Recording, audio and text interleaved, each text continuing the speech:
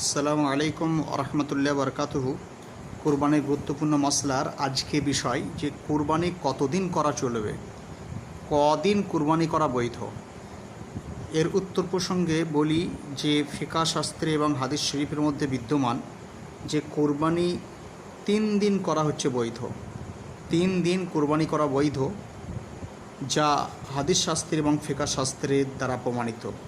যেরূপভাবে বাদায়া আস-সানায়ে 5ম খণ্ড 65 পৃষ্ঠার মধ্যে বিদ্যমান রয়েছে, রুইয়া আন সৈয়দিনা উমর ও সৈয়দিনা আলী ও ইবনে আব্বাস ও ইবনে সৈয়দিনা উমর ও আনাস ইবনে মালিক রাদিয়াল্লাহু তাআলা আনহুম আন্নাহুম কালু আইয়ামুন নাহরি সালাসাতুন ইলা আখির।